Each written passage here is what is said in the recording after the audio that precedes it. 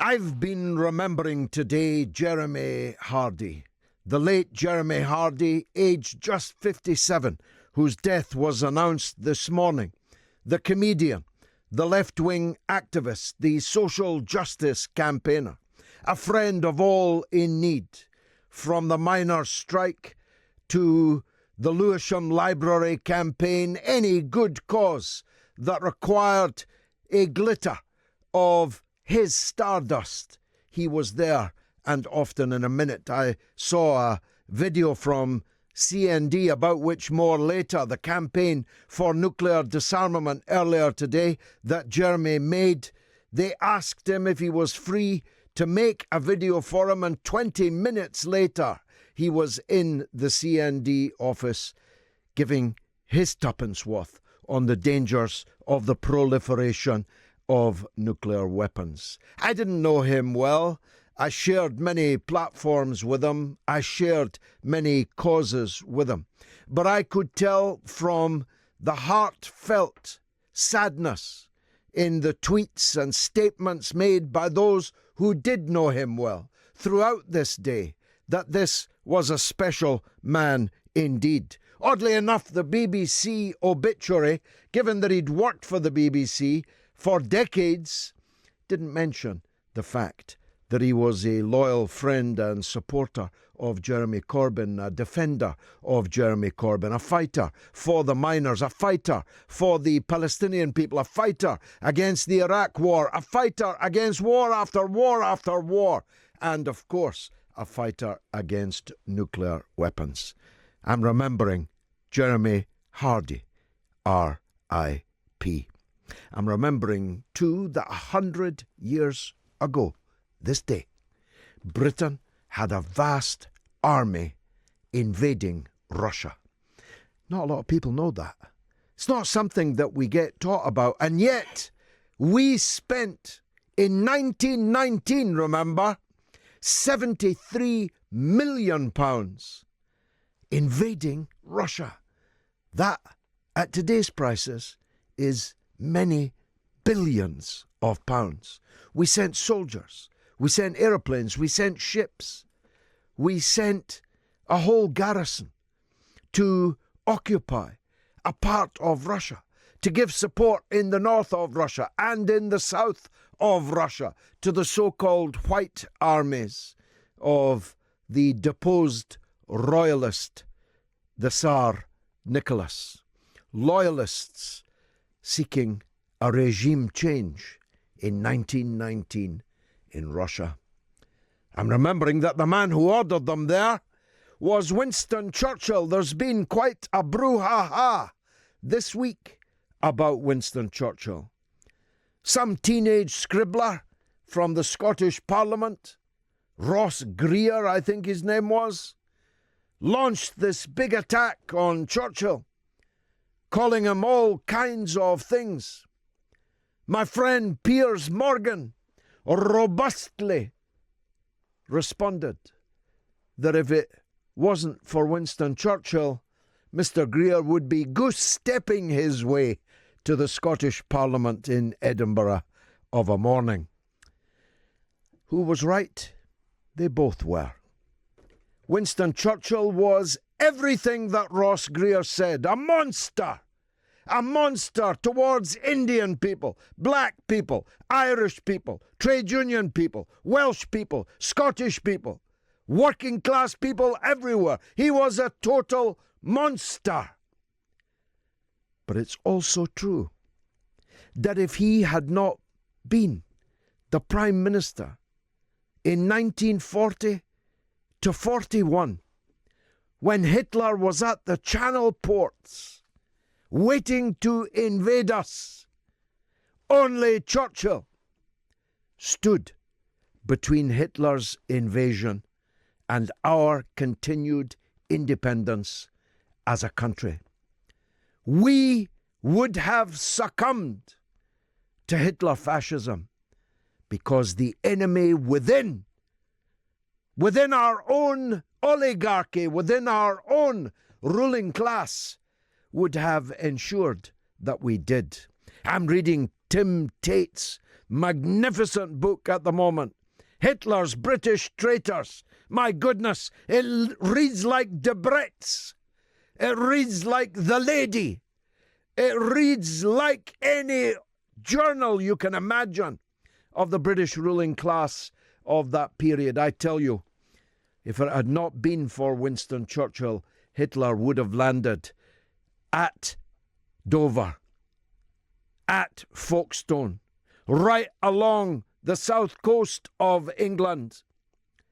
And he would have marched to London to brass bands by those running out of the citadels of the city of London, seeking to sell him financial services, pouring out of the country homes of our oligarchy, rolling out the red carpet for the goose-stepping Gauleiters of Nazism. So they're both right. Hitler was a monster. Churchill was a monster. In 1940, Churchill was our monster, and he stopped Hitler in his tracks before anyone else joined the war. Just shows you the complexities of history.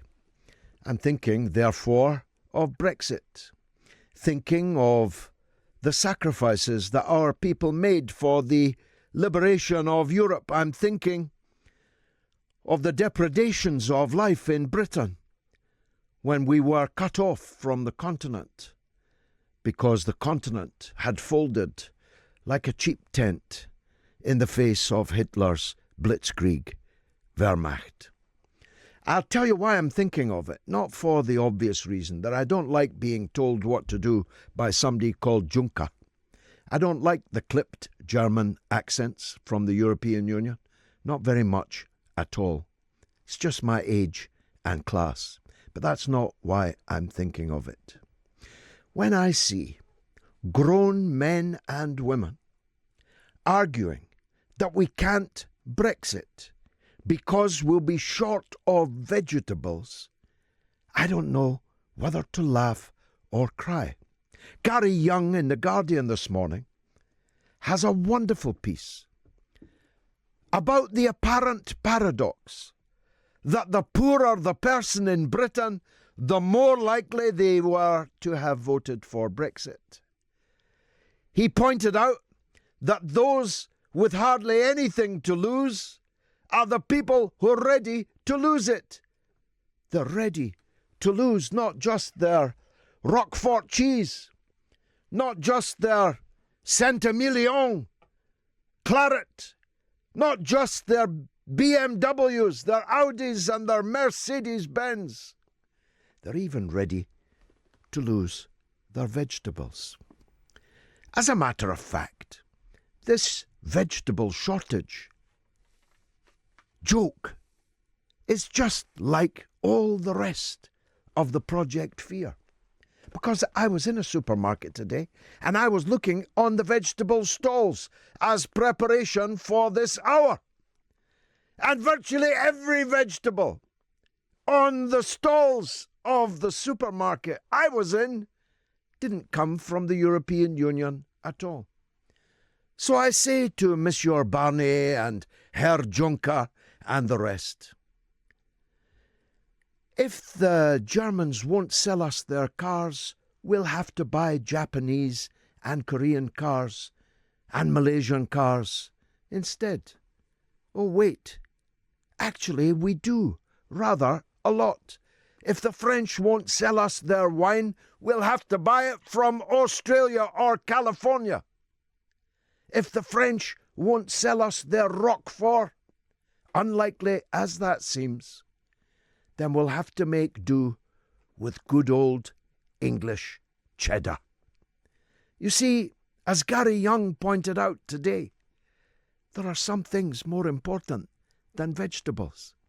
There are some things more important than having your pick of the world's car manufacturers, wine manufacturers, cheese manufacturers. Some things like pride, like dignity, like wanting to be in control of your own country's affairs. As you know, I rise up at the idea that Britain is nothing, was nothing, before we were looked after by the likes of Mr. Barnier. I say this, we'll have to start making our own cheese, our own vegetables. We'll have to start rebuilding our own industries. And why not? We should never have allowed them to be destroyed in the first place. And who began the destruction of them? The woman they're about to put on a 10-foot-high plinth in Grantham, Margaret Thatcher. A statue to Margaret Thatcher. I'll tell you, 10 foot high is at least 10 foot too small. The only safe place for a statue of Margaret Thatcher in Britain is 10 feet under the ground, not 10 feet over the ground. Flocks of pigeons will be trained to land on her head and exercise their natural functions. People will be arrested. The Queen doesn't have enough soldiers to protect this wholly unnecessary £300,000 provocation to the mine workers, the steel workers, the car workers, the shipbuilders, industrial Britain that was destroyed by this woman. And you want to make a statue to her? Don't be silly. Don't be silly, Grantham. I'm sure there are many better uses for your £300,000 than a statue to her. We'll be talking about tax. I'm a big fan of Marks and Spencer. I eat a lot of food, especially out of Marks and Spencer. Other brands are available. I can see my people looking anxiously at me through the glass. But hey, I like Marks and Spencer, and it's being pushed out of the high street. It's under economic pressure, but it's still paying its tax. Unlike Amazon, Marks and Spencer, that is in deep trouble, is still paying its tax. Amazon, that's growing wealthier than most of the countries in the world, is paying hardly anything at all. Marks and Spencer, last year, in 1 year, paid more in tax in Britain than Amazon has paid in the last 2 decades. We'll be looking, of course, at Venezuela, at the efforts of the oligarchia, the Venezuelan equivalents of our own fifth column, begging the United States to invade them and steal their oil. Well, I've got news for you, Mr. Trump. If you invade Venezuela, it'll be another Vietnam. You'll be fighting there for decades, and thousands of your soldiers will come home in boxes. Moreover, a revolt will begin, a Chavez revolt. A Chavista revolt will rise up throughout Latin America, and all your assets will be swept away. Think twice, Mr. Trump. Think thrice, and think all over again. It's the mother of all talk shows, and I'm here till 10 o'clock. I'm from Holland, and Holland is one of the main tax paradises in the world. So, I mean, there are a lot of British companies who have an office in Amsterdam as well, just to evade taxes. Yeah, it's just a brass plate. Exactly. It's just a trick. So think about the rock star, Bono. I mean, all his royalties are not going to the UK, but are going through Holland as well, because we've got the lowest tax on royalties. He was also named in the Panama Papers. Yes, so he's the proud owner of a shopping mall in Lithuania. There you go. Yeah. So I'm sure it was his boyhood dream. This hypocrisy. Right? I'm not against philanthropy. I'm not against charity. And by all means, do with your money what you want and use it to do some good in the world. But pay your taxes first, right? Yeah. And don't talk about philanthropy when you don't even pay your own taxes. Well, I mean, I'm not against philanthropy or charity either, of course. But what some of these people are practicing is the reverse. If you avoid paying your taxes but give a bit to charity, how Exactly. charitable is that really? Exactly, exactly. And the other thing that wasn't talked about at Davos is the other elephant in the room, basically, that most of the business models of the rich and powerful that come together there every year is just corrupt, right? They all pretend that they're the hard workers, the job creators, that all the wealth comes from the top. But if you look at what's really happening, it's really what economists call rent seeking. They're exploiting their workers, not paying them a living wage.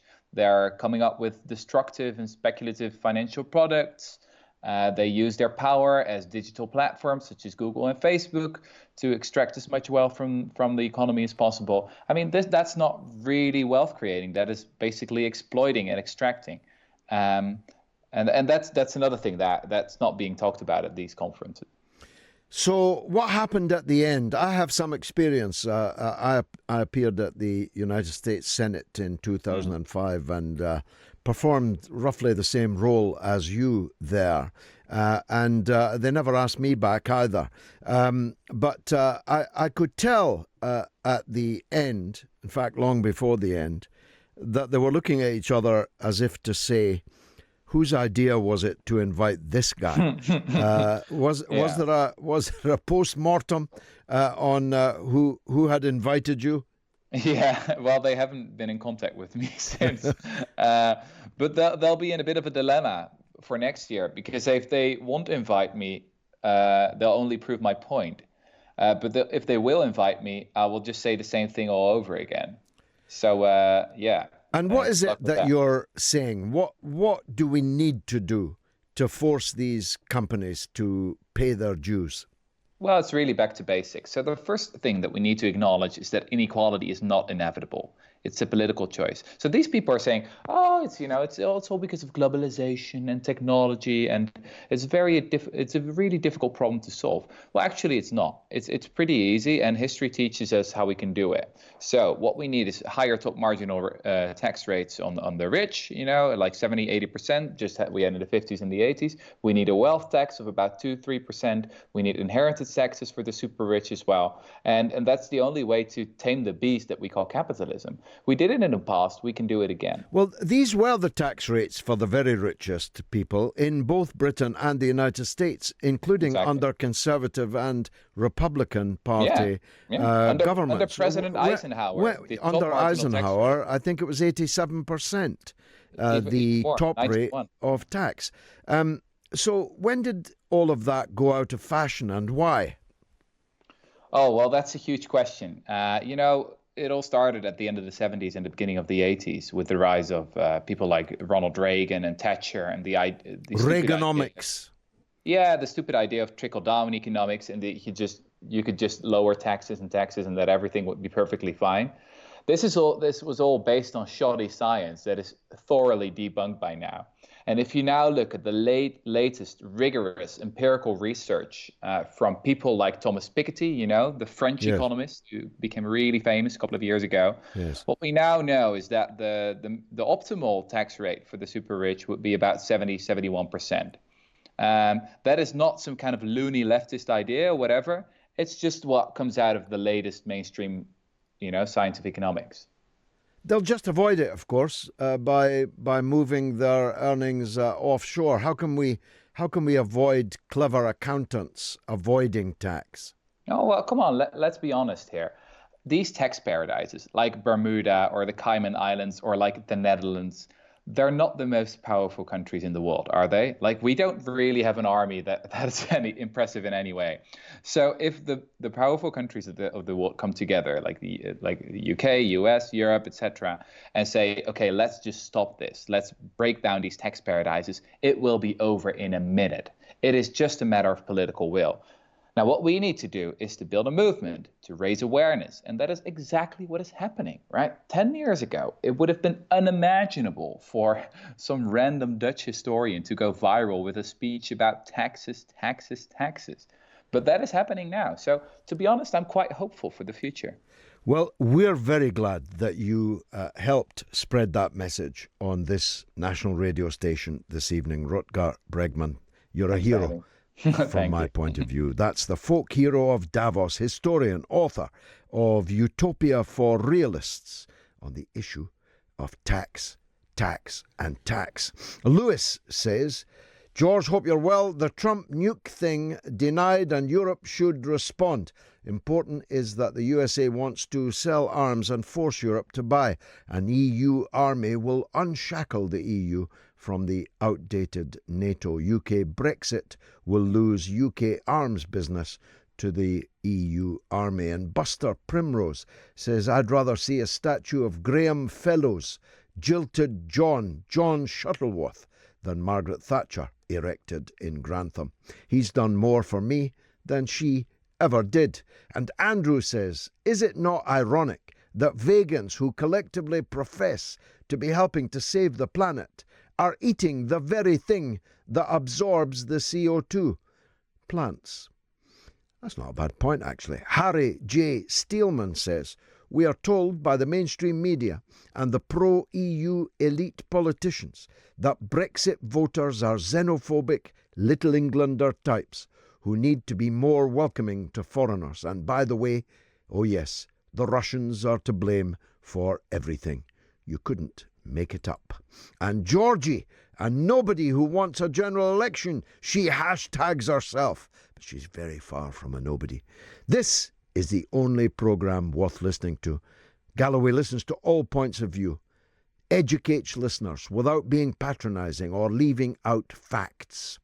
BBC Politics could learn from him. Have him on BBC Question Time instead of Bruce.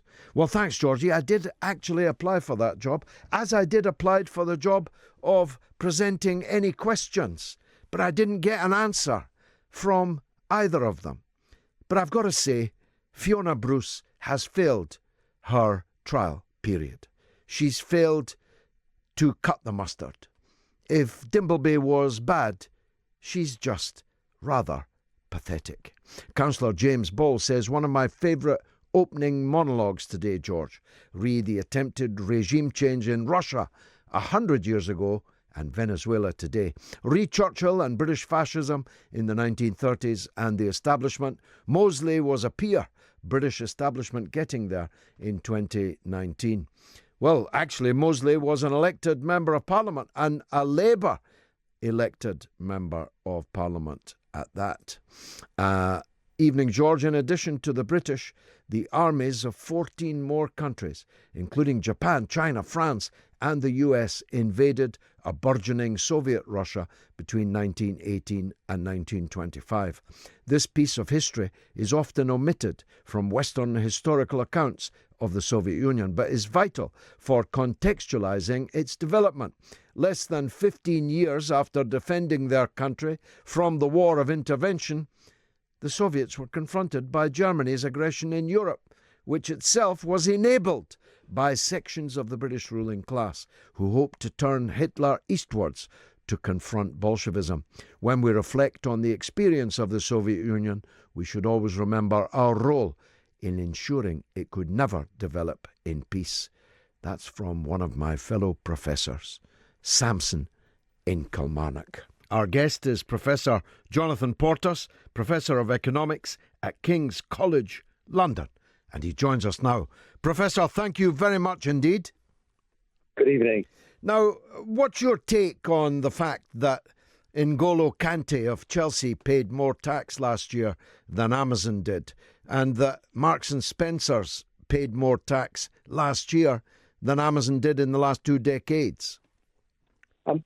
We've got a problem. And the problem is, obviously, that new business models like Amazon make it very hard for the UK to tax activity, productive activity, which actually takes place in the UK. And obviously, that is a problem for financing our public services. So there's 2 things we can do about it.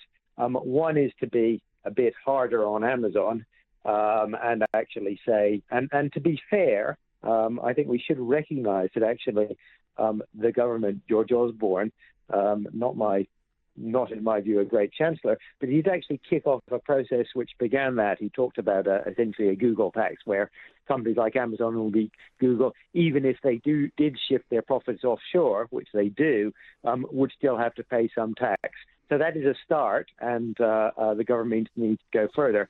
But then, obviously, if you're serious about this in the medium to long term, you need some sort of global or at least international cooperation among a critical mass of countries to make sure that this thing can't happen indefinitely.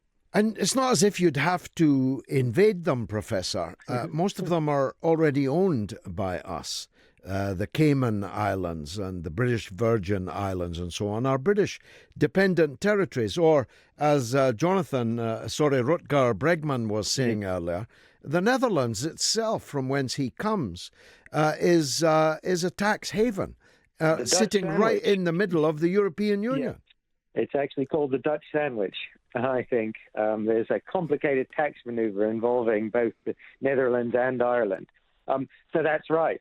The interesting thing, of course, is that actually Brexit is going to make this significantly more difficult, because the EU, with over objections from Ireland, it has to be said, has very slowly been inching towards reducing the opportunities for this sort of thing, and indeed cracking down on tax havens outside the EU. So if you think, and I think most of us do, that in the long run international coordination is going to be a big part of the answer, Brexit isn't going to help, I'm afraid. And obviously Trump doesn't help either, because the chance of international coordination with the US, which is difficult enough even when you've got a reasonable president in charge, frankly, isn't great at the moment. Well, I have what you may think a draconian approach to this. If a company doesn't pay its tax here, it oughtn't to be allowed to operate here.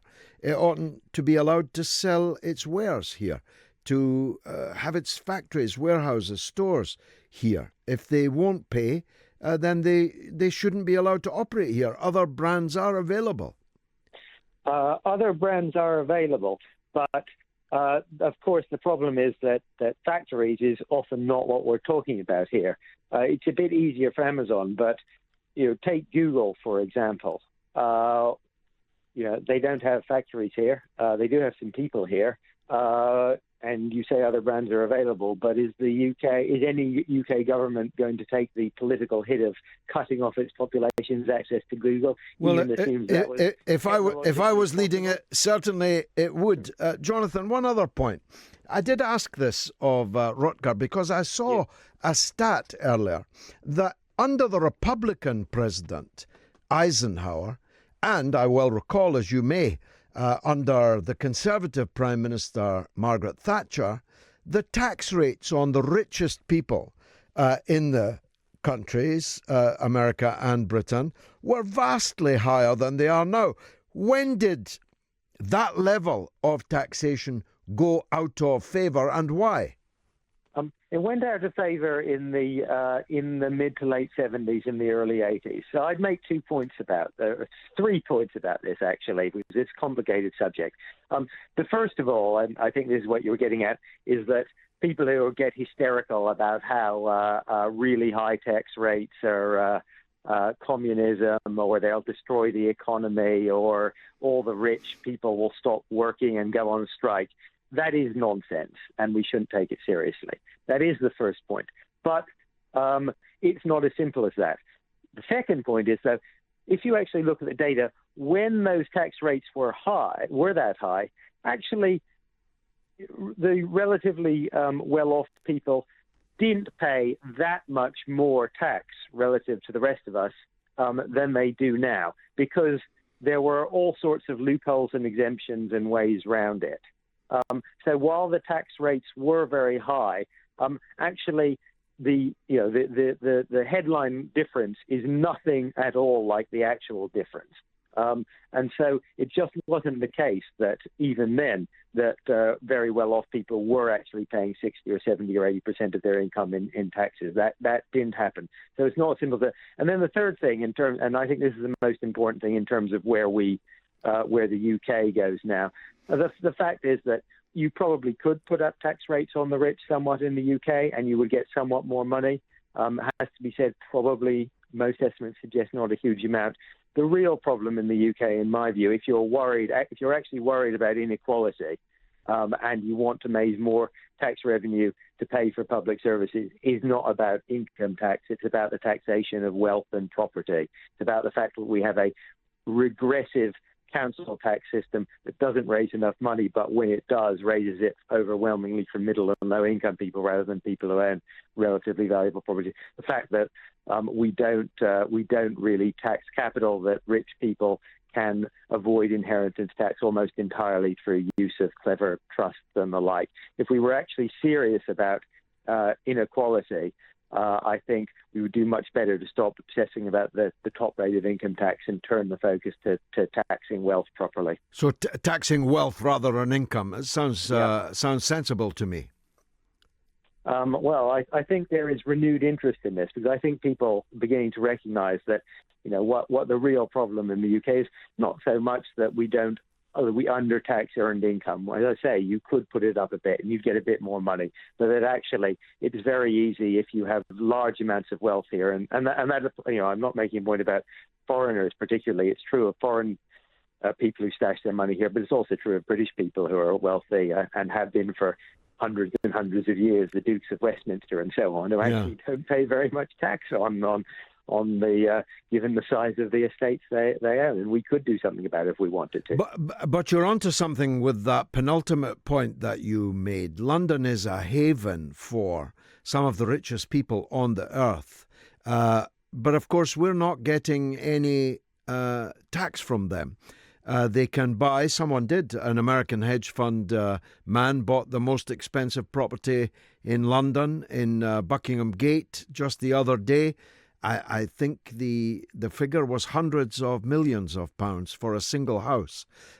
We're not getting our proper rate of revenue from that, are we? We are not, but as I said, I think it's a mistake to make this particularly about foreigners versus British people. Super rich people are actually super rich people wherever they're from. And what being super rich in this context means is that you can afford to employ the lawyers, accountants, and all the rest of it, who generally manage to make sure that you don't pay very much tax on your very large amount of wealth. And you really need to change the rules to stop that. If you did that, you would automatically take care of if you're worried about Russian oligarchs or Arab sheikhs buying up central London, you'd automatically take care of that problem as well. Professor, thanks very much for joining us. Professor Jonathan Portas, Professor of Economics at King's College London. Councillor James Ball says, as usual, you've hit the nail on the head. Most of the people I represent have nothing left to lose. Not even their long-stem broccoli or cappuccino making machines. They tell me daily that they want a WTO exit from the EU and now. And David Woolnough says, under FDR, the tax rate was over 90%, brought about by the socialist parties and the CIO, that's the Trade Union Confederation, AFL-CIO. They had to give up their militancy in return for the New Deal. And Hedy says, your guest confronted the ex-CEO of Yahoo. How appropriate to name a company after the grubby, brutish men obsessed with pretty gems in Gulliver's Travels. The author, Jonathan Swift, associated them with abject greed and elitism. You see, there's no other radio show in this country where an allusion to Gulliver's Travels by Jonathan Swift would be so easily reached for by the listeners. It's not for nothing that we call this the Open University of the Airwaves. And Scouser Lar says, I'm all for a Thatcher statue. It should be made of coal so we can burn it. And Tom Jarvis says, this is the tweet of the night for me, Steve Bruce would make a better fist of presenting Question Time than Fiona Bruce. That's absolutely true. She's totally pitiful, out of her depth. Lars Svensson says the fact that they already know that the Thatcher statue is likely to be vandalised is a very clear sign that it's a horrible idea to put it up in the first place. And the Red Resistance says, I remember you interviewing Professor Greg Philo many years ago. He had the perfect idea on how to share the wealth, a privatisation of the national debt, where the multi-millionaires paid 20% of their wealth upon their death. Get Greg back on. I don't know if Greg's still around, but he was always a great turn. Neville Thumbcatch, what a wonderful name, says, to correct your guess, the Cayman Islands and Bermuda do have a powerful army protecting them. The British Army. My goodness, our people are so good. Terry Eaton says, George, another can of worms will be opened if Trump thinks he can walk into Venezuela with regime change. The American people won't have the stomach for another Vietnam. Terry, you're absolutely correct. Do you ever hear a news bulletin that leaves you wondering if you're living in a parallel universe? Because that's what I've been feeling all day, listening to a ferocious row over the EU's description of Gibraltar as a colony. Well, what is it if not a colony? Is it adjacent to Forfar? Is it on the outskirts of Middlesbrough? Is it on the mainland? Or is it actually attached to Spain? Was it taken by force majeure? Is it held by an implied force majeure? Is it 1,500 miles away from Britain? Of course it is. Is the Cayman Islands a colony? Is the Virgin Islands a colony? Is the Falkland Isles a colony? Of course they are. They are disputed by people, in this case, whose country it is attached to. So, in what way is it not a colony? I'm going to be talking to my good friend James Nish, our newsreader, who has the benefit of actually being a Gibraltarian. And so he's reading the news about his home territory. James, thanks very much for joining me. I know that we've been across this course before, as they say in horse racing, but it has become an issue today. You just read about it, read it out in your news headlines. Yes, good evening, What lies George. behind? Well, you know I always like to come on the programme and disagree with you if that's the case, so that's quite all right. I think what's interesting here is the choice of language of the EU, particularly the fact that this is a footnote. There's absolutely no need for that footnote for this document. So what's behind it? Very simple, starts with an S. It's Spain again, isn't it? And basically, this is Spain just wanting a bigger say in Gibraltar affairs once again. And this is just going to keep coming up as we head towards the 29th of March and beyond. But why is Gibraltar so upset about this colonial, or the word a colony? If we look back at 2006, there was a referendum in Gibraltar. A new constitution was negotiated with the UK. It gave Gibraltar a new status. This is the new constitution which came into effect in January 2007, and Gibraltar's classified as a British overseas territory. Therefore, I think the argument here, George, is that Gibraltar's legal status is not a matter of opinion, it's a matter of fact. Well, it's a matter of fact to Gibraltarians and to the British. And to the UK government. The yes, UK government yes, agrees with this. Yes. But that's the only place where it's a fact. It's not a fact in Spain Oh, no, absolutely not. And I've covered Gibraltar for more than 15 years, and I've heard this from Spain time and time again. I think what's different here is that inclusion as a footnote here. Why is that necessary? Because when we're looking at this visa-free opportunities for travel, is this Spain trying to say, well, look, Gibraltar's not going to be part of the UK family when it comes to this visa-free agreement and arrangement? Does that mean that Gibraltarians are not going to have free access and flow across the frontier with Spain? That's perhaps an early indication of that, George. Well, my view, the people of Gibraltar are perfectly entitled to consider themselves British, and the British are perfectly entitled to consider the Gibraltarians British. That's the people. And even the animals, the livestock, the monkeys, we can exercise our sovereignty together over them. But you can't wish away the fact that the land itself, the territory itself. This is why, for example, in the Falklands, I have long been advocating. Also a British overseas territory, just like Gibraltar. Yeah, one man's overseas territory is another man's colony. I think that's what you've discovered today. And of course, if you're leaving the European Union on bad terms, as it seems clear we are, you can't expect the sensitivities of the European Union to be as they once might have been. Am I not right? I think you have a valid point, but let me tell you what the irony of this situation is. Why does Spain call Gibraltar a colony? It's because Gibraltar still remains on the UN list of those waiting to be decolonised.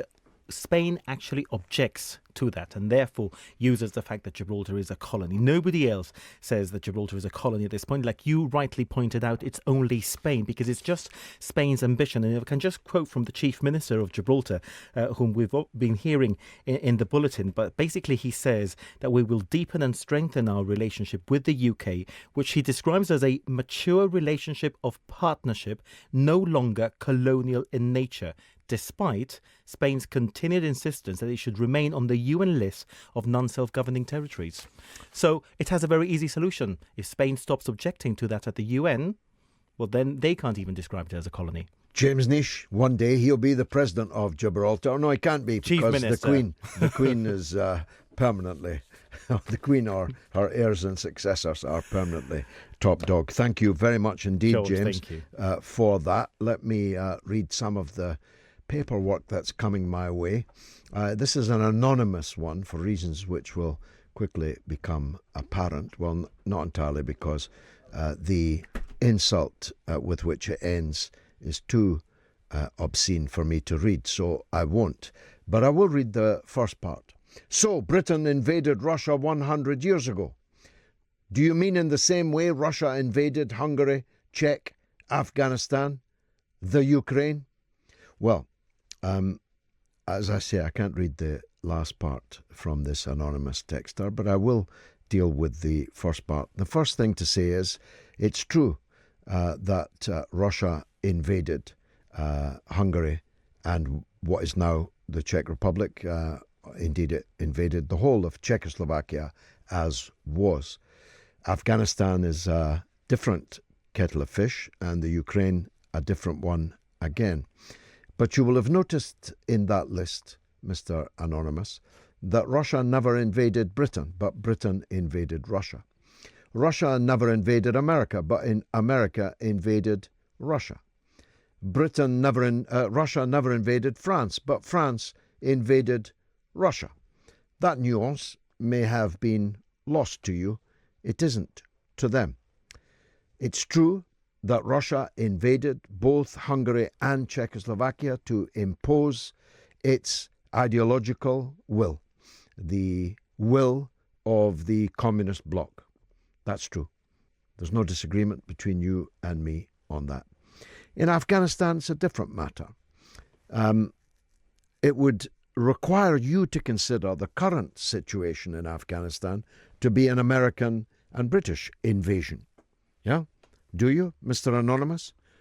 Is it your view that Britain invaded Afghanistan after 2001? It would have to be if you're going to contend that the Russians invaded Afghanistan.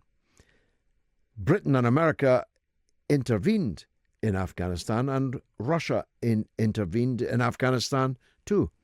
The difference was that when Russia intervened, it was trying to defeat what became Al-Qaeda and the Taliban when we were supporting them.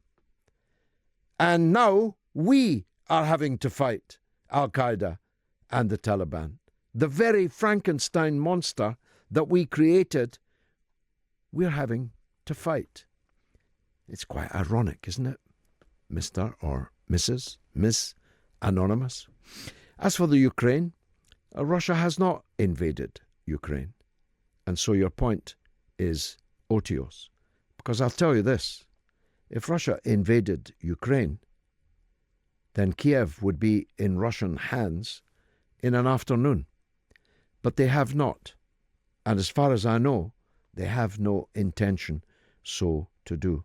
If they did, I would wholly oppose it. Let's hear from Tony in Goole in East Yorkshire. Tony, welcome. Hiya, George. You rung a couple of times and normally I agree with you. And on your opening shot, when you actually said that they're making a statue for Margaret Thatcher in Grantham that's costing the taxpayers a lot of money. Who's paying for it, by the way? I think the local people are paying $300,000. Well, the first element, I have to agree with you, that I think a statue to anybody is a waste of taxpayers' money, because in times of austerity, whether it's Tony Blair, Nelson Mandela, Margaret Thatcher, whatever, I think money could be better spent on hospitals and education. However, putting that to one side, and I totally agree with you on that, I think it's unfair to attack Margaret Thatcher for a legacy. And I come from a family in South Yorkshire. I came from 5 miles away from Cornwall, where the miners strike. I came from a family whose dad, whose brother, whose grandfather, who went into the pits and fought in the war for this country. So I do know a little bit about the mines and the struggle, because I was there as a teenager when it all happened. I think Margaret Thatcher did a lot of good for the country. And before you have the right to reply back, which I know you'll have a go at me, she did things wrong, such as the poll tax, and I think she made a weakness when she sided with Pinochet, who was a disgusting fascist dictator in Chile. But I will stand my ground and argue my corner with you on 2 elements. One, on a right to buy policy for council houses, which I think was a wonderful thing she brought in. The same thing that Arthur Scargill tried to exploit against his own union of miners with a property in Barbican, which is quite ironic. And the way she took on Arthur Scargill, who had no respect for the miners, and the respect that he wouldn't give them a ballot. And here's my last shot. We talk about Brexit and we talk about people having the right to a vote, and we all agree that a decision should be given. The miners were never given a vote. And whatever you say about Margaret Thatcher for closing the pits down, Arthur Scargill didn't respect his own union. He didn't give the people a chance to decide on it.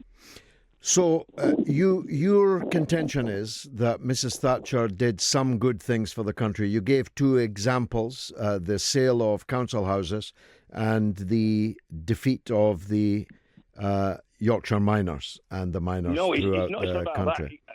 You think these were good things? Well, I do think the defeat of the miners was a good thing. I think the tragic thing is I think the miners lost, George, because I think at the end of the day, anybody losing the job is a tragic aspect. Okay, what was your second one then? If it wasn't the defeat of the miners, what was your second one? The second point is that the mines maybe didn't close as quick as they did if Arthur Scargill actually tried to negotiate a deal for his own union members. I was at a meeting in 1984 as an 18-year-old lad where Ken Taylor was there. He's second in command. And a lot of the miners were sat there and said, why can't we have a vote? Why can't we have a ballot on our future? In South Yorkshire, they said that. Oh, I was sat there that night. Yeah, and because the South Yorkshire pits were 100% solid for the whole 12 months. No, George, there weren't.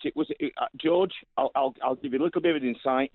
I had a brother who was a pit deputy in a South Yorkshire pit in Goldthorpe, right? And his job was to keep the mines open for the miners to save their jobs. And as you're well aware, pit deputies weren't allowed legally to go on strike because they had to keep the pits open. And my brother had to walk through a picket line against his own colleagues to try and keep the pits open, save their jobs. And he was pelted with bricks and rocks and threatened This is the craziness of the miners' strike by his own colleagues, and he's tried to explain, I'm trying to save your job. If I don't go down the pits to check on the safety, there will be no mines for you. Well, the union fully cooperated with the... I'm a member of the National Union of Mine Workers, by the way, and fought every day of the 12-month strike. So there's nothing you know about the miners' strike that I don't know. You may know as much as me, but you certainly don't know more than me. Now, what I'm saying to you is that the miners of South Yorkshire were out for the entire 12 months. I'm right, haven't I? Absolutely, but some of them were threatened and they wanted to work. Well, you know, one man's threat is another man's persuasion. Correct. But I just want to establish that we're on the same ground here. The miners of South Yorkshire were loyal to the union, loyal to the strike from the first day to the very last day. So, George, would you also recognise they weren't given a legal and democratic vote? Well, as Mick McGahey, my late and great friend, pointed out, the Scottish miners, the Yorkshire miners, the Welsh miners were not going to be constitutionalised out of a strike. Every area had the right to go on strike automatically. They had the right to go on strike. And they were not going to be sent back to work by the votes of people in other areas whose pits at that stage may well not have been under threat. But I think it is astonishing, Tony, that you, a Sheffield United man from Goole in East Yorkshire, are phoning up here to defend Margaret Thatcher's statue on the grounds that she sold council houses. Can I tell you, Tony, I'll let you speak at length and I'll let you speak again, but you need to listen to me. For you to say that selling council houses was a good thing so flies in the face of all the facts since the 1980s until now. This was possibly the most disastrous policy, other than the poll tax, that Thatcher actually introduced. Now, here you are defending the sale of council houses and defending Thatcher's conduct of the miners' strike, or at least blaming it on the union. I'm amazed at you, Tony. Well, George, if the sale of the council houses was such a bad thing, why did Arthur Scargill, and you'll know this, there's nothing you know about Arthur Scargill that I don't know, and what you're saying is simply not true. But it's also completely irrelevant. We're talking about the sale. It's totally irrelevant, Tony. We're talking about the sale of council property that you and I are still paying the interest charges on, even though we no longer own them, and 20 people have probably already owned them in the last 30 years. George, profits made on them. George, if I can reply respectfully, because you've always been brilliant to me, and I've always been respectful. Go ahead. Last word to you, Ton. When my brother walked through a picket line to save miners' jobs as a deputy, and he was pelted with rocks and friend, I tend to lose a little bit of sympathy for people that can't understand that aspect of life. Whenever I wanted the switchboard to light up, I'd merely ask the question, should Margaret Thatcher be given a state funeral? Well, she, like all flesh, went, and she did get a state funeral, despite my roars to the contrary. And it was a very divisive thing. And who would have thought that Grantham would want to reopen those divisions all over again by erecting a statue at the cost of £300,000. My goodness, is it made of gold? But 10 feet off the ground, because they have to vandal-proof it, as they put it. Now, Venezuela is the big foreign policy issue of the day. The deputy foreign minister of Italy said today that it was Italy's greatest fear was that a new war was about to begin in Venezuela. And he was very clear, and his imagery was startling. He said, we cannot have another Libya in Latin America. a Libya which was effectively destroyed as a state and which now has no frontier, which now has black people being sold as slaves in marketplaces, where there are 4 prime ministers and 3 governments, and all on top of a rather large oil field. Well, it is actually quite startling, the comparison, because it's my prediction that if the United States, which says that a military attack on Venezuela is not imminent, but will not take that option off the table, and John Bolton, the National Security Advisor, had a notepad when he emerged from a recent meeting on the matter. That notepad had very clearly written 5,000 troops to Colombia, which of course is a bordering country with Venezuela and is, moreover, a candidate member of NATO. Now, Idris Jazairi is the UN Special Rapporteur for Sanctions and a human rights expert, and he's agreed to join us to help kick off our Venezuela debate this evening. Idris, thank you very much indeed for joining us. Thank you for inviting me. No, the honour is ours. You know Libya because it's Yes. from your part of the world. You know that these regime change operations always go very differently to that which their architects have in mind when they're selling it to us. So do you share the Italian foreign minister's anxiety? Yes, I do feel that we are really getting into very stormy waters. The financial and economic sanctions, which have just been intensified, are not going to change the political balance to any substantial extent in the short term, but it's going to lead to extraordinary sufferings of this long-suffering people of Venezuela, which has nothing to do with the differences that between the government of Venezuela and some foreign governments.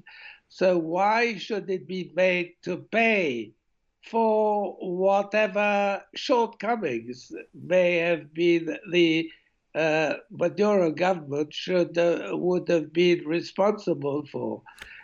My fear is that because these measures are not going to change the overall political balance, there will be an expectation, if the army cannot be weaned to jump ship, as it were, to resort to force in order to achieve the objective which was proclaimed. But in terms of United Nations practice and in terms of international law, such sanctions are only legitimate if they are adopted by the Security Council.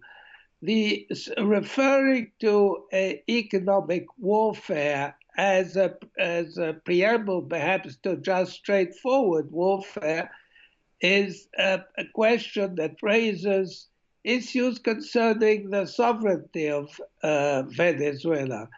I do realize that Venezuela is undergoing a civil conflict, and civil strife involves many partners.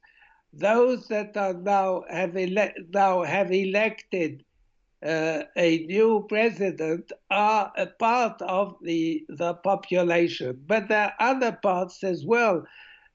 This is why a solution should not be found through force or through the imposition of sanctions, unilateral sanctions, which are not in compliance with international law, but peace should be pursued, a solution should be pursued by getting the contending parties in a Venezuelan context, or if not with well-wishers from around the world, and not only the supporters of one group, but the well-wishers, including Mexico, including China or Russia or other states. But more than that, there is a proposal on the table now by the Secretary General of the United Nations, who has suggested that he would be ready to facilitate a peaceful solution to the present internal crisis. I think we should all be contributing to an open dialogue, because peace, even if it's a poor compromise, is better than bloodshed. Well, the government of the United States, and particularly with its recent additions of John Bolton, not that recent, but Elliot Abrams, very recent, a man who was convicted for his involvement in the Iran-Contra affair, a convicted criminal, pardoned by the US president after conviction, a man who wouldn't be allowed into the United States if he was not already a citizen. Their contempt for the United Nations is almost bottomless. And the man that the United States has anointed, because of course he wasn't elected by anyone, as the interim president of the country, has already rejected regional peace initiatives of that kind that the Secretary General has in mind. He told the Mexican and Uruguayan presidents today that he respectfully declined their invitation to facilitate talks, because he clearly thinks that the United States means business when it comes to physical force. Do you share with me the belief that the idea that you can wish away the millions of people that support the president of Venezuela? There's no doubt that very many people are opposed to the president of Venezuela, and they are a part of Venezuela, you're right. But that the millions of supporters of Chavez and Maduro, most of whom are armed, by the way, are going to just fade away after a landing of the US Marines on the north coast, or the imposition of an attack from Colombia or from Brazil. The idea that this is not going to be contested is fanciful, and therefore the scene is set for not a clash of two groups of demonstrators, as happens most days, but an armed conflict, a civil war. That is the challenge, and any party refusing to engage in peaceful negotiation takes upon its shoulders a very heavy responsibility in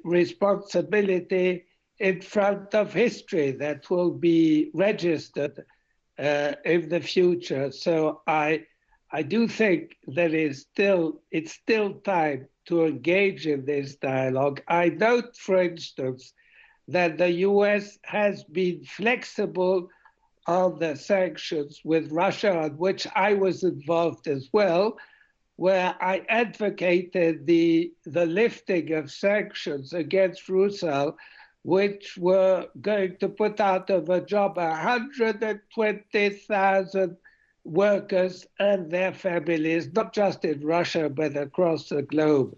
And I welcome the flexibility of the United States, which has recently, through the Treasury, decided to find a solution of compromise.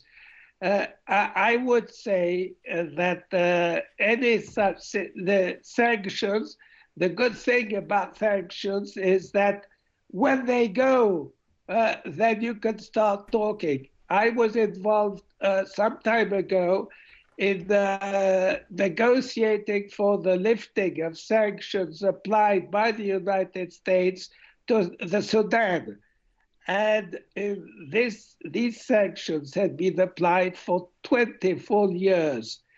They were lifted because we engaged in quiet diplomacy with the Sudanese and with the US, and ultimately in October 2017, the present administration, we had started with the Obama administration, but it was the present administration that accepted to lift the sanctions. And look what happened now.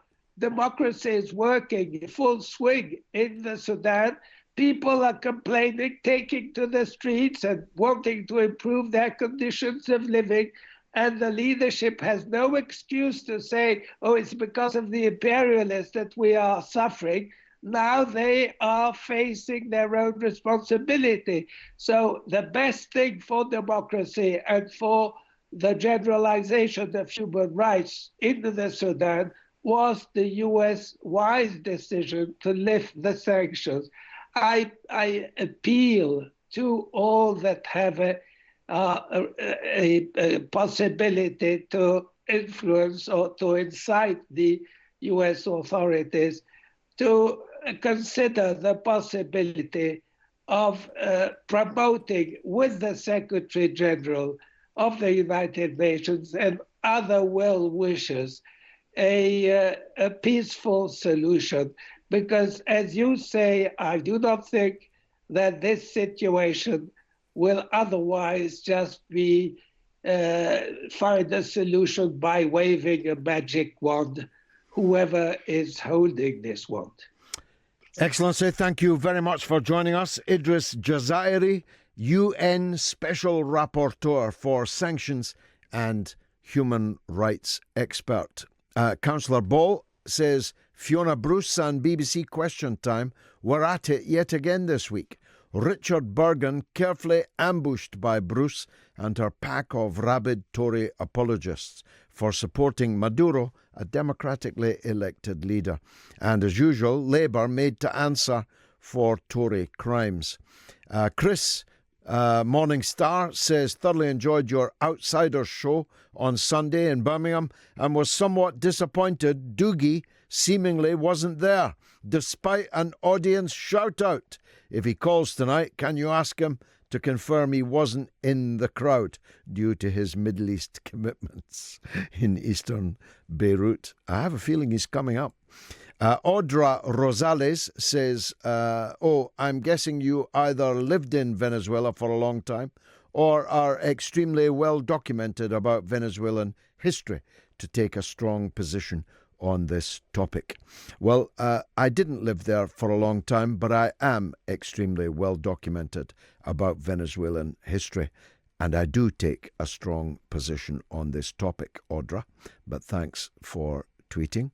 And X-Ray Vision says, Davos, where the self-described wealth creators scheme how to create more wealth for themselves, paying substandard wages where the workers, the real wealth creators, have to be bailed out by the taxpayer with top-up benefits. And John says, I'm all in favour of a statue of Margaret Thatcher to be erected by public subscription. How else can our feathered friends carry out their target practice? That's from John Dobbin. I infer with a fairly great certitude that my next caller disagrees with me. That's why his call is all the more welcome. It's Dougie in Wolverhampton. Dougie, welcome.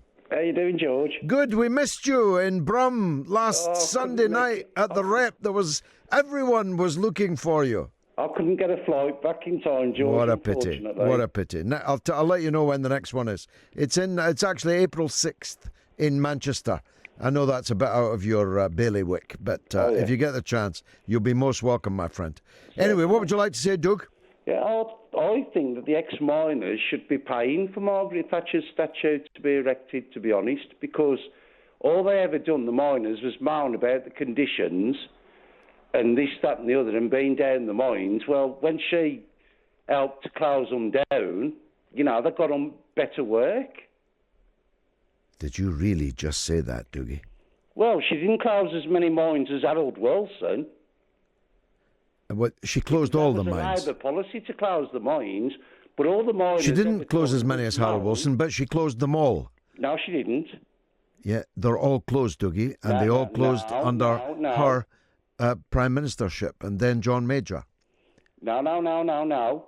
There was 545 mines open in 1964. Harold Wilson shut down 326 of them. He did, yeah. More than half them Thatcher took over the pace of closures. Yeah, but she only closed 6. She only closed 6 pits in her first year. In her first year. Yeah, but the point I'm making, that's a pretty George, selective use of statistics. No. Look, Dougie, you're absolutely right. Harold Wilson closed a lot of uneconomic pits. The difference was he closed more than half, George. But the difference was there were other pits for the miners to go to. Mrs. Thatcher saw the closure of all of the pits and the death of the coal mining community. But well, hang on, the coal mining Cannock, George, so they all shut. They're all shut. There's some. There's some. Up the road from me. No, there's some. All deep mining is shut. There's surface mining still going on, but I don't see any point in denying that the coal miners were put out of work, Dougie. And you think they should pay? They should pay to build a statue to the person that put them out of work. No, because all they ever done was moan about the work, George. Well, actually not. She come out to that horrible place that they had to go to work in. Yeah. Well, there is an argument that coal mining was so hazardous, so dangerous. There was. That's not the reason Margaret Thatcher closed them, of course.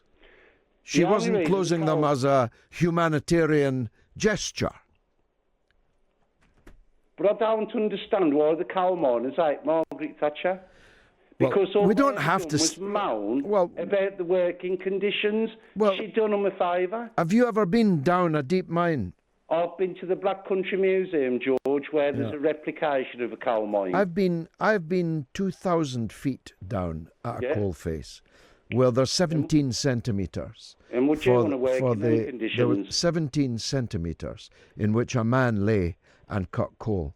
And without that coal, we would have had no industry. And without our industry, we would never have been the country we once were. So the miners were heroes to me, and I think to most people listening to this. I actually never met a miner who complained about being a miner. I was down a pit just last weekend on Saturday, and I spoke to the 52-year-old man who worked there all his life, as his father had worked there all his life, and I asked him, if the mine was reopened as a pit, would you be happy? And his answer was that he would, because it wasn't just a job, was it, Dougie? It was a community. It was the families of the miners. It was the small traders that lived off the wages of the miners. It was whole villages, whole towns, whole parts of towns that were all clustered around the coal mining industry, which made Britain great. And Mrs. Thatcher destroyed it. However, we needn't confine ourselves to the miners. There are many other reasons why people hate Margaret Thatcher. And some of them are in your very bailiwick in the West Midlands, where industry was devastated. Others are people who had to pay the poll tax. Others are Irish people who watched the sheer brutality of the Thatcher era towards the Irish people in the 6 counties. I could go on. There's a big list of crimes, Doug. Well, all I will say is it's called progress, George. You think we've progressed, Dougie? You think shutting factories? You think shutting factories? You think shutting factories and closing mines and imposing poll tax is progress? Selling off council houses is progress? Do you really? I don't get you, but I don't understand your gripe with people buying the council houses. I really don't. Because they weren't replaced, Dougie, and there were millions on the waiting list. How can you replace? Bear in mind, when Margaret Thatcher brought in the right to buy, we weren't having nearly 400,000 people coming into this country every year, George. Well, that wasn't on the cards. Well, you're calling me from... You're calling me from Israel, aren't you? No. You're back. You're back. Can you accept that argument that Margaret Thatcher never saw that there was going to be nearly 400,000 people? There was plenty of immigrants when Margaret Thatcher was in power, Dougie. Now, there was plenty of people having children. Hang on. You're saying plenty of people having children. Before that policy, those children would have eventually succeeded to those council houses. What was wrong with that, Dougie? Why are you so against working class people having security of housing? I'm a working class. I know you are. That's why I'm amazed at what you're saying. I'm not against the working class at all. No, but that's why I'm amazed at what you're saying. You're saying it's progress to sell council houses. Theatre, George, what? Where I was a metal polisher and I could afford to buy my own home, which I did. Nothing wrong with that. What you didn't buy was a council home, Dougie. What you didn't buy was a council home that was owned by all of us. I did buy my council home, George. Oh, you did? Yes, you I did. Well, thanks to Margaret Thatcher. Well, that might be the reason why you're making this call, and it might have been good for you to get a 50% discount on a council home. 25%. All right, a 25% discount. Many got 50. You were robbed. But the point is, Dougie, I'm still paying the interest charges on the money that was borrowed to build that home that you bought at 25% discount. How do you feel about that? Hang on, you won't even acknowledge the point I'm making. When Margaret Thatcher gave people the right to buy their homes, there wasn't 400,000. No, I know you're wanting to make an anti-immigrant issue out of this, but it isn't. It's not anti-immigrant, George. It is. It's a fact. Well, How is it anti-immigrant if it's a fact? Go on, Dougie. How is it anti-immigrant? I was earning £25 as a metal polisher, George, in this little town here that I live in, excuse the French. But we could earn a living, and then when everything was flooded, cheap labour, and I don't understand how you can expect any government to house nearly 400,000 people coming into this country every year. Well, that number's wrong for it. That number is just wrong for a start. Look, I know you want to divert this onto a discussion about immigration. There was plenty of immigration when Margaret Thatcher came in, and she signed, indeed, she proposed the very agreements in the European Union that facilitated the free movement of the cheap labour that you are discussing. Are you still there, Dougie? Unfortunately, Dougie has gone. Let's go to Jeff in London, shall we? Jeff. Hi, George. Thanks for taking my call. I was surprised, actually. You gave Dougie such a friendly welcome, and he responded by saying maybe we should charge the miners for Mrs. Thatcher's statue in Gray. Mm-hmm. Good manners is part of my contract here, Jeff. Yeah, I know. But I wanted to talk about Venezuela. I actually saw a funny meme doing the rounds on social media, and it had Nicolas Maduro with a speech bubble coming from his mouth saying, "This coup is because they want to take Venezuela's oil." Then it showed John Bolton with a speech bubble coming from his mouth saying, "This coup is because we want Venezuela's oil." And both of them actually did say it. Yes, and then it shows Jeremy Hunt with a speech bubble coming out of his mouth saying this coup is all about freedom and democracy. Mm-hmm. Yeah, the Americans are always much more honest than the British, Jeff. They are. At the time of the Iraq War, I remember very clearly, I preferred the guy who just walked off the set at The Sopranos, the US ambassador, John Negroponte, because he was telling you the truth. We're coming to destroy Iraq because we are going to show who's boss.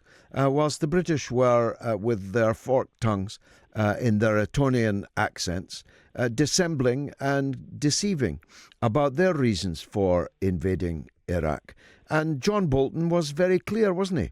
He said, we are intending to take ownership with the Venezuelan oil companies of Venezuela's oil. It's a variant on Rumsfeld, isn't it? When he said it's not our fault that God put America's oil under other people's countries. Yes, I remember him saying that, actually. And on the issue of the sanctions on Venezuela, I think it's worth making the point that these sanctions are actually 3 times illegal under international law. They're illegal under the OAS Charter, they're illegal under treaty law, and they're illegal because they are what are called unilateral sanctions, which don't have the endorsement of the UN Security Council. And what's also interesting is that reliable internal polling data from Venezuela says 81% of Venezuelans oppose the sanctions. So how on earth someone can come from outside and say, we support these sanctions because we support the people of Venezuela? Yes, I've been across this before, Jeff, in Iraq. They were sanctioning Iraq for the benefit of the people of Iraq, even though their children were dying like flies. But you notice our rapporteur from the United Nations, he repeatedly said these sanctions are not legal. There's a better way of saying not legal, and it's illegal. These criminal. Sanctions are illegal. Yes, also known as criminal. Yeah, And something that's illegal is criminal. You're right. Let's call a spade a spade. And actually, it was the previous UN rapporteur, a man by the name of Alfred de Zayas, who is actually the only UN rapporteur to have actually visited Venezuela in the last 20 years, who says that there is actually a case to be made for putting these sanctions before the International Criminal Court as possible crimes against humanity. Absolutely. And now our government is fully behind it. Makes you ashamed to be British. Jeff, thanks for that call. I'm sorry you thought I was too polite with Dougie, but hey, we've got to keep him coming back. He's quite important to the show. He's not a legend or anything, not like some of the other legends that I hope will be calling up after this. Well, I see some reports that President Trump has stopped working, but I cannot think that that is true because he is multiplying international crises, whirling like a dervish and creating conflict everywhere. At least that's how it looks to me. After all, in just 2 years, the United States has been involved in war in Syria, in Yemen, in Libya. It has been involved in sanctions against Iran, which are war by another means. It has unilaterally abrogated all kinds of international agreements on climate change, for example. But the most serious of all is the decision announced today by the Secretary of State, Mike Pompeo, that the United States is going to withdraw from the INF, the Intermediate Nuclear Forces Treaty that was negotiated in the Cold War era. And I remember the Cold War era. I'm old enough to remember when American nuclear weapons were transported here, short and medium range nuclear weapons to here and the European mainland. And the Soviet Union deployed its intermediate nuclear forces. And they faced each other with us in between. It was a very frightening period. It was also the period that led to a truly gigantic anti-war movement, a peace movement, a campaign against nuclear weapons. Now, it seems that a new arms race is about to begin. Now, it seems that American short and medium-range nuclear weapons are going to be back on European soil for those countries foolish enough to agree to their deployment. It's very, very serious indeed.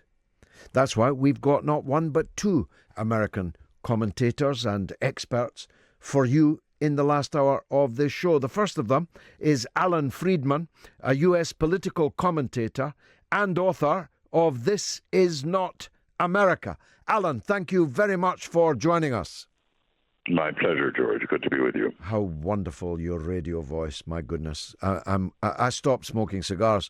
I used to have a voice like yours. Alan, There you go. what's this all about? Why now and why this? Well, with Donald Trump, remember, normal logic does not apply. So a lot of the things he does may be impulsive behavior, may be attempts to distract attention from his own scandals and his own fear of impeachment. Remember, that's a big issue for Donald Trump right now. And in the case of the INF, which, as you correctly stated, is one of the landmarks, one of the pillars of the Cold War, and really of the world order since 1987, when at that time the Soviet Union and the United States agreed this. We're talking about something as important as SALT. These were attempts to really limit arms control. And you may not know this, George, but as a young man, when I was at the London School of Economics in 1974, I campaigned with something called CND. Do you remember the campaign? I do. I was talking about them just this evening, yes. There you go. I even worked for Tony Benn as a campaigner at the time. How about that? God rest his soul. I knew you were a good sort, But I Alan. then went into the Pentagon, and I worked as a young man in the Carter administration, which was in human rights. We worked on human rights. We worked on arms control. 1987 was a very important deal because America and Russia can blow up the world many times over. And this treaty is vital for world security. With Trump walking away from it, in my opinion, mainly to prove his machismo and to prove that even though he's accused of collusion with the Russians, he's going to be tough on the Russians, what he's really doing is giving Vladimir Putin a big present, a gift. Why is that? Because he's leaving Britain and Europe and the rest of America's traditional allies without a treaty that otherwise will allow Russia to expand and America to expand their nuclear arsenals. Again, uncontrolled arms race, more risks to everybody. And all of this because Trump is erratic, irrational, running for his life, and trying to show that he's not Putin's man. That's my 2 cents on it at this point. Well, it's worth a lot more than 2 cents, and it has the benefit of ringing true. The military-industrial complex, the deep state, the war industries, and so on, this is all going to be a new big business bonanza for them, isn't it? Yeah, I agree with all your terms, but not the deep state. There's a difference between the military-industrial complex, which is Boeing and Lockheed and Grumman and the big defense contractors and Trump's billionaire right-wing arms manufacturers and guys. And those guys will benefit from any attempt to increase spending on weapons, of course. But the deep state is a term that Donald Trump uses really to accuse the FBI and the CIA and the Justice Department who are doing their job and may have uncovered his own wrongdoings. He uses that to attack the American bureaucracy. So I'm with you on the other point about the military-industrial complex. But deep state is a conspiracy theorist term in the deep south in America right now. It's not a term I like to use. Well, the non-deep state, the intelligence apparatus, just recently in the last day or two, told Trump that he was quite wrong about the danger of Korea. Iran, and Trump told them that they had to go back to school. I know this is part of Trump's war on his own security services. It's impossible to imagine a British prime minister publicly attacking the head of MI5 or MI6, saying that British intelligence is rubbish. Now, we can go back and talk about the Iraq days if you want, George, but let's stay with the present. Donald Trump is making war on the CIA and the FBI, again, because he knows that they have potentially information on him which could endanger his presidency. This is a fight in Washington without precedent, and it's not going to come out well. Now, he's given us 180 days. What's going to happen in that 180 days? The Russians say they're not violating any of the treaty obligations that they have. And it's notable that when U.S. experts were invited to a test of one of the weapons they say the U.S. says are in breach, they refused to come. They refused to turn up for the test so that they could see it for themselves.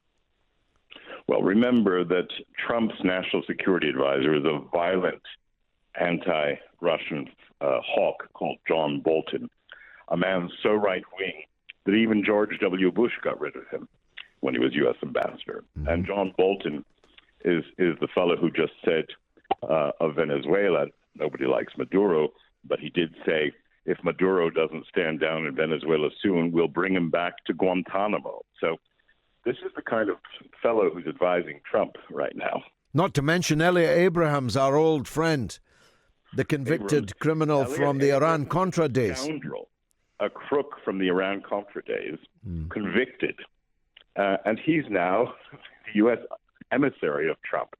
I mean, frankly, if Trump wanted to put together Local 12, Thieves, Scoundrels, and Villains Association and appoint them to his government, you'd be describing the American national security apparatus of today. Well, that is a quote that will live. I'll guarantee you that, Alan, and I appreciate it. And if that's the quality of your book, and I think that it is, This Is Not America. Who's the publisher, Alan? It's Bite Back Publishing, and it's the story of how America fell to Trump's tricks and what Trump's extreme right-wing populism means in threatening America and the world. That's what the book is about. Fantastic. It's always a pleasure to talk to you, Alan. Thank you very much indeed for joining us. Let's go, if we can, to the second of our American guests. He's Paul Walker, Vice Chair of the Arms Control Association, and of course on the same subject. Paul, welcome to the show. Yeah, great to be with you again, George. Thanks for having me. You're always welcome. Are you worried about this announcement, or is it a prelude to another Trump deal? Well, I am worried, but I also think it's an opportunity as well. I mean, I think, number one, just as Alan said, I'm very opposed to Trump announcing and Secretary of State Mike Pompeo announcing they're going to pull out of the INF agreement. As you said, this is really one of the cornerstones of nuclear arms control, particularly with regard to Europe. And it's what a lot of us fought for back in the 1980s. Just as Alan said, he worked with the Campaign for Nuclear Disarmament in Britain. I spoke many times in Germany, and there were, hundreds of thousands of people marching in Germany. Yes, here too, actually, Paul. Here too. But Germany really was the front line, wasn't it? It was. I mean, the Soviets had deployed SS-20 intermediate-range missiles, and the Americans were deploying Pershing 2 missiles. You probably remember, a ballistic missile, and the Glickems, the ground-launched cruise missiles. And the INF agreement with Gorbachev and Reagan back in '87 was really a major breakthrough. Between 1987 and 1991, because of that agreement banning, all nuclear and conventional armed missiles and cruise missiles between 500 and 5,500 kilometers, we were able to destroy in the U.S. and the Soviet Union about 2,700 missiles. So it was a big disarmament effort and really stabilized and helped to really end the Cold War, in the late 80s and early 90s. But for Trump to suddenly announce this, on the one hand, I suppose, as he says, we've been warning about this for 5 years, almost 5 years now, from 2014 on, under both the Obama and the Trump administrations. But we still really don't have adequate proof about the Russian missile, the 9M729 it's called. And we have pictures of it. And, of course, the Russians put it on display, a couple of weeks ago. But we still have not really had the technical expert verification. Although you were invited, Paul, as I just said to Alan, the United States was invited to a test firing of this missile in which they could examine it and they could make their argument. I mean, it's the unilateralism here that we're worried about, isn't it? Because if Trump was right, if Obama was right, and the Russians were breaking the treaty, then the thing to do is to say so in a negotiation around a table, not to unilaterally walk out on the whole treaty. Yeah, exactly. I mean, the positive side to look at this statement today is that maybe this is throwing the gauntlet down to begin these negotiations and on-site inspections. Also the Russians want to inspect the Western deployment, of something called the SM-3 Mark 41, which is basically an upgraded surface-to-air missile, which we've deployed in Romania, allegedly to, defend against potential Iranian medium-range missiles. And the Russians allege that this could be technically changed and modified to become a surface-to-surface missile, which would violate the INF treaty as well. So why can't we have good negotiations on both sides, good inspections on both sides, identify if there are indeed problems, whether it's the amount of propellant or the size of the rocket motor or whatever it is, and move on and save the INF Treaty. So if the INF Treaty goes, which right now I think I'd put my money on, yes, it will be defeated in 6 months. Then the only thing left as far as nuclear arms control and disarmament is the New START agreement from 2010. And Trump has not... That comes up in 21, doesn't it? Comes up in 21, and that needs to be extended 5 years, which is allowed.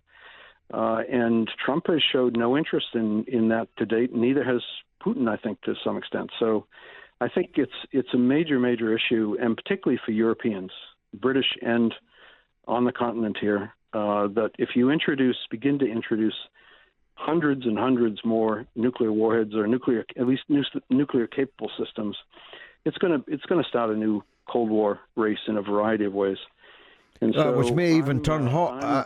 This unilateralism is, of course, endorsed incredibly actually, but predictably, by NATO. I just see on my screen that NATO have backed Trump's withdrawal from the INF. That means Britain has backed it, France has backed it, Germany has backed it, but Turkey has backed it. I mean, it's incredible, this. Yeah, Stoltenberg, spoke out and said he's behind Trump's, challenges to the Russians. And I can understand that, because on the one hand, we don't want the Russians violating the INF agreement if indeed this missile has been tested beyond 500 kilometers. But we don't really know yet. The Russians say it's 10 kilometers short of the prohibited limit, yeah? Right. And, 10 kilometers is just, a fresh breeze, one way or the other could change at 10 kilometers. So it's a pretty tight limit. I think, though, if in fact the INF Treaty dies, in 6 months, and the U.S. marches forward with building a counterpart or a similar missile, which, they appropriated funds in the U.S. Department of Defense budget last year in the fiscal year 18 for research and development of a ground-launched cruise missile of this range as well. So both countries are really moving forward, it appears, to potentially break the INF Treaty.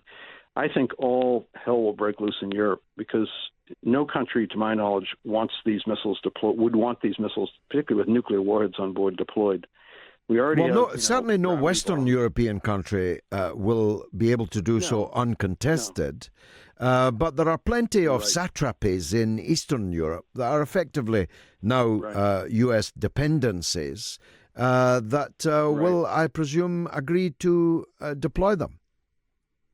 Yep.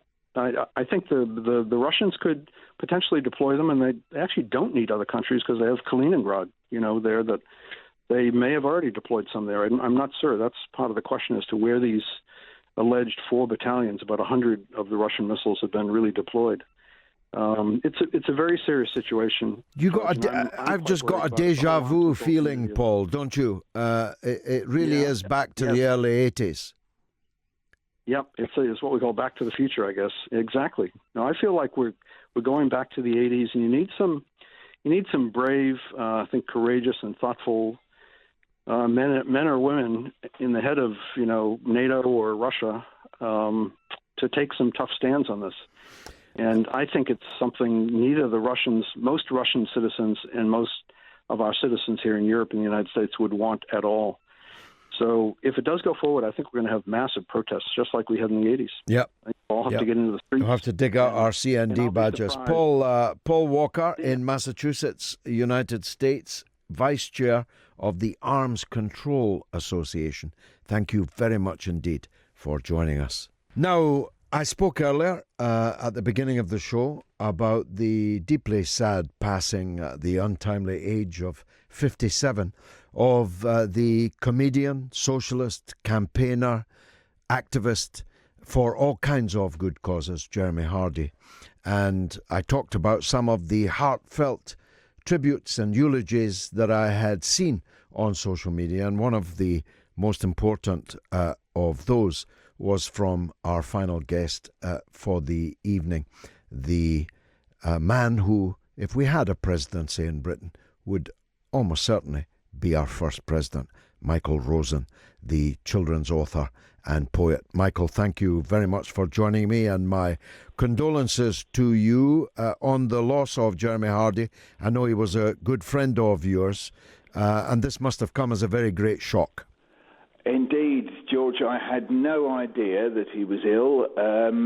I'm not on his inner circle. He's somebody that I stood on platforms with, and we chatted backstage and that sort of thing, and met him occasionally. And so I had no idea he was ill. I think he tweeted at me maybe as most recently, maybe in November, so he sent some little joke to me, responded to something I said, I think a jokey little thing about grammar or something, and I thought, I didn't suspect anything. And then today, I've been doing some radio interviews. I came home, and it was the first thing that came up on my Twitter thing. I couldn't believe it. It's been quite a big reaction across the country, frankly bigger than I expected. He obviously had a bigger reach than many people thought. Yeah, massive. People loved him for his participation in the news quiz on BBC Radio 4 on 6:30 in the evening on the radio on Fridays. They loved him for his silliness on Sorry I Haven't a Clue, which is the mad Radio 4 programme that is just all silly jokes, and he could do that. And then meanwhile, politically, he was someone who could stand on a platform and give a speech, indeed as you do, George, but he commanded it with a mixture of comedy and contempt that was unmatched, really, that he would carry his comedy persona onto the stage and make comments about the Iraq War or latest things to do with benefits and things like that, and it just flowed out of him. I was watching one just earlier just to remind myself as to how fluently he did it, and then he would come off backstage, and maybe it would be my turn to come on and read a poem or something, and it would sort of dust himself down as if it could just flow out of him. In fact, of course, he was like all comedians like that, incredibly well prepared. I remember seeing him pace up and down and mouthing what he was going to say to himself as he kind of got into the rhythm of it before he went on. So, he was like, Tommy Cooper and the rest of them. He was a proper professional, yeah. Professional. And he was able to do these apolitical gigs on the BBC and so on without ever losing his radical edge when he came out of that studio. I saw, as you did, the statement that he made on a Stop the War platform about Tony Blair and the Iraq War and so on. Indeed, he was active as giving his time and his ability to raise funds and raise consciousness way far back as the miners' strike. Oh, I think, and possibly even before that, when you look at it, George, he was all round the country. I noticed wonderful tributes coming up from trade union branches, from the Durham miners. I saw that one, yeah. The PCS, I think, the Civil Servant Union. He would do branch meetings, union conferences. This was somebody who had a very, very strong sense of the grassroots. I know I saw him in a union branch. I think it was a teachers' branch on one occasion, and he was speaking, and so was I. And sometimes he was deadly serious. There was no comedy in it at all, other times, of course, he was there to sort of a little bit of spice, a little bit of humour to the occasion, which, the politics always needs. And so he was always around in those grassroots situations. NHS stuff, I think he was involved in. He was involved. Even the Lewisham Library, I think, may have been one of his last demonstrations, campaigning for the Lewisham Library. You're reminding me. I think he wrote to me about that, hoping that I could get down to a meeting. In fact, I couldn't because he knows I worked at the nearby college, Goldsmith. Yes, that's right, indeed. So campaigning on absolute grassroots issue. Why are we losing our local library? Libraries are for everybody. Why should these be taken away from us? Mike, not to introduce, I hope, a churlish note, but today's comedians, most of them, don't seem to have that radical edge that Jeremy had right until the end. I think there's one or two who are trying it. There's dear Mark Steele, who's still going the rounds. He mixes it up. Sometimes it's knockabout stuff about football and things, and then he mixes in quite strong politics. There's a lot of stuff around that's about kind of social politics. If you take Kevin Bridges, who I believe comes from a place not a million miles. A very, very, very funny man. From your indeed, and his social politics is very clear when you see he's making comments about the English, the Scots, different layers of society in Scotland, And I love watching him. He really impresses me. He's a genius, yeah. And there's one or two others who make those kind of social observations, but maybe they don't go right the way to the top in the way that Jeremy did, with the confidence and saying, well, this is what's coming out of government, and can then turn that over. I suppose you'd have to say, I'm going to forget his name for a minute, the Scots guy with the glasses, who has the spot on. Boyle. Boyle, that's right, of course, Frankie Boyle. But, I mean, he has a go at it. He does it in that sort of deadpan, vicious way that is good, is very good. It's not at all like Jeremy, who sort of almost pretended he was being apologetic. Yes, I saw one. There was a wonderful quote from him which said, "I don't see my job to keep our rulers on their toes. I'd rather see them hanging by their feet." and then he said, "I could have made that a bit more ironic, but then you'd think I didn't mean it, and I did." Yes. That's it, and because he had this polite voice, so beautiful voice, cultivated anyway. That 1 minute he could be talking. I remember howling with laughter at it. It's just a silly social observation. He'd do this thing about sort of the British idea of cuisine, and he would say that the nearest his mum ever got to it was to talk about the lettuce being moist. And it was sort of a Mickey take of the milieu that he came from. Yes. And so he would sort of express that he was almost sort of surprised by the ordinariness of it. Yes. And that was a great line of comedy. You know, comedians, no matter how political, they need the sort of the social grassroots element to it. We think of the great Americans, way back to Mort Sahl and Kenny Bruce and people like that. They could go from the political to something that's just about how you drink soup, Exactly. He was a very beautiful man, and it's a very great loss. Thank you, Professor Michael Rosen, for remembering him with us this evening. Now, not one, but two 25p texts from, I'm sorry to say, another anonymous texter. I doubt you'll read this out, but Doogie had you stumbling for words. About time too. Oh, what a surprise that Doogie lost the line. More like you cut him off. Power to the people. Hilarious listening to you struggle for words, he says in a second text. David Leviscont says the elites have robbed the world of vast amounts of wealth, and now their priority agenda is to build a system which works in their favour to protect themselves and their ill-gotten gains from the trodden-down people. And can't read this one, Chris, please forgive me. David Lucas says, evening G, forget Marks and Spencer's. Ex-Leicester footballer N'Golo Kante paid more tax in the UK last year than Amazon. A truly astounding statistic. Let's hear from John in Newport, South Wales. John, welcome. Hello. Nice to hear from you. I was down your way Saturday.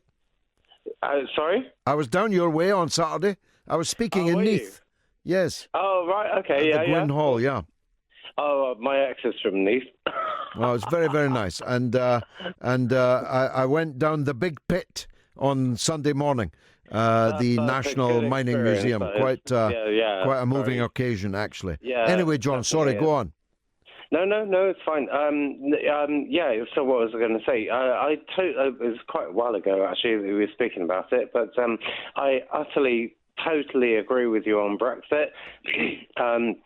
The way you were putting it was really eloquent. But I disagree with you on Winston Churchill and Margaret Thatcher. Okay, go on. And I don't come at it from a right-wing perspective. I come at it from just like okay, like people are who they are perspective, I suppose. Winston Churchill got us through the war. And whilst I understand your perspective, I do accept, understand your perspective, but nevertheless, I think, if it wasn't for him, we'd all be speaking German now. Well, I myself said that. Piers Morgan was right. But so was the other fellow. That was my whole point, John, that Churchill was a monster. In all kinds of ways. He talked about the Indians like rats, the breeding like rats, a filthy people, and his imperialism had no end, and his contempt for the foreigner had no end. But if not for him, we would be having this conversation in German because Britain would have surrendered if not for him in 1940 when nobody else had joined the war. Exactly. I mean, like, he is, like, you know, he's been voted on Radio 4, like, several years running. He's been voted the greatest Briton, and I have to say that I agree with that. I think, like, okay, he was a man of his time, and I disagree with his views on foreigners and stuff. Well, let me tell you what he said about the South Wales miners, John, as you're calling me from South Wales. He said, I'm told that the miners are hungry. In that case, we better put some hot lead in their bellies. How about that one, John? Okay, right. I mean, I don't know, you know, what I'm saying. Well, you know what he did in Tonopandi, don't you? You know about the massacre of miners in Tonopandi? Yeah, but what I'm saying is, like, if it wasn't for him, we would have been, you know, I'm agreeing with you on that. In concentration camps. I'm absolutely, absolutely. You know, like, you got to listen to it. I totally agree with you on that. I totally agree with you on that. But there's two sides to it. Let's take Peter in Wigan. Always worth hearing. Go ahead, Peter. Yeah, hi, George. Hi. I'm delighted to be back on after several weeks. Welcome. And thanks for the opportunity. First of all, can I just express my condolences to the family and friends and colleagues of Jeremy Hardy. I won't say any more than that, but a wonderful guy. Yeah. Beautiful tribute to him from Mike, actually, I thought earlier. That'll have quite an audience. Yeah, anyway, go on, Peter. What a lovely man and a genuine socialist. And I want to talk about Venezuela, but can I just say quickly, all this stuff about the statue for Margaret Thatcher. I live in a little town in Wigan. I wasn't born here. I'm from Liverpool, as you might gather. Yes. But I live in a little town in Wigan called Goulburn. And we had a coal mine here. And I would love them to put a statue up for Margaret Thatcher. And they would have to surround it with thousands of troops or police to prevent it from becoming a public lavatory. That's all I'm going to say about Margaret Thatcher and her statue. Okay. Last point. Venezuela, I want to say, I watched the Question Time or whatever it was, and I don't want to dignify that with any more comment. But I didn't think the Labour guy gave a very good account of himself. And I want to say that, we should be saying loud and clear that Hugo Chavez and Maduro are absolutely fantastic for Venezuela. Well, especially as they were saying so not that very long ago on public platforms that I sat on them with. Yeah. And the thing is, George, that the reason that, and this should be said loud and clear, the reason that such a rich country with the biggest oil reserves in the world and the second biggest gold reserves in the world, and the reason that it's in such a crisis is because of sanctions from the West. Absolutely correct. I need to stop you because of the advancing hour, but I leave you with this point, Peter. There are few sights in life more ignominious than people running under fire. There are few more contemptible characteristics than the summer soldier that will sing for Chavez and Maduro until Chavez and Maduro are under fire. I don't want to say any more than that. George, I think you were very fair to the guy whose brother crossed the picket line. And I think he was talking sentimentally about his brother, as nobody wants to see acts of hatred towards a family member. However, when you cross a picket line, we all know it's never forgotten. I'm talking as a Fire Brigade Union member. Love the show. Barry in Enfield. Thank you very much indeed, Barry. X-Ray says Dougie's texting in anonymously about himself. And Kathy McInina says people here in Ireland literally spit after mentioning Thatcher's name. She even managed to turn the DUP against her. I wonder how long a statue would last here. And Tony X, my professor, from the protest board said, I used to think Tony from Goole was a smart man. I've changed my mind entirely now. To hear a man who I had formerly respected praising the Thatcherite policy of the sale of council housing makes me sick to my stomach. And Tommy says, Tony, what utter nonsense you speak. I too was a teenager in 1979, and her policies put my council house rent up by 300% in 2 years, while my income remained static, exactly mirroring this Tory government since they came to power. Although I'm no fan of Tony Blair either, for different reasons, but at least I felt I could earn enough to live on. Open up your ears, my friend, and listen properly to the teacher and learn. That's from Tommy on SMS. Peter in Glasgow says, I was humiliated when they ignored the Brexit vote. Now I'm mortified by this government over its attitude to Venezuela. Any chance the Prosecco class are ready for that revolution? Here's the first of the legends. It's Norma from Bristol. The legend. Welcome back, Norma. No show is complete. Oh, George, I know there's not a lot of time. I did hear your, watched your Twitter one about Venezuela. Oh, yes, last night I made an address, yes. Yeah, it was very good. Thank you. But I am, I wanted to ask you something. Mm-hmm. It's on a lighter note. Have you ever heard of the Simon Bolivar Youth Orchestra, the Venezuelan Simon Bolivar Youth Orchestra? No, I haven't. I haven't. Have you seen them? Are they over here? Do you know? Well, just quickly, a Venezuelan economist, he founded them, and he encouraged all the poor people, they were really bad, I've seen a program about them, to play these instruments. Now, there was a guy called Gustavo Dudamel, who was trained by them. He became the very talented conductor for them. And I saw them on the telly about 2 years ago, and they played at the proms, and they were at the Albert Hall, absolutely marvellous. If you get a chance to hear them, you really must, because you'll be just out your skin on them, you know. I'll not only will I get them, I'll tweet them and circulate it, Norma. Brilliant. I'm going to Motown tomorrow. It's wonderful. You'll really, really enjoy it. You can throw away your stick and dance in the aisles. That's what I did.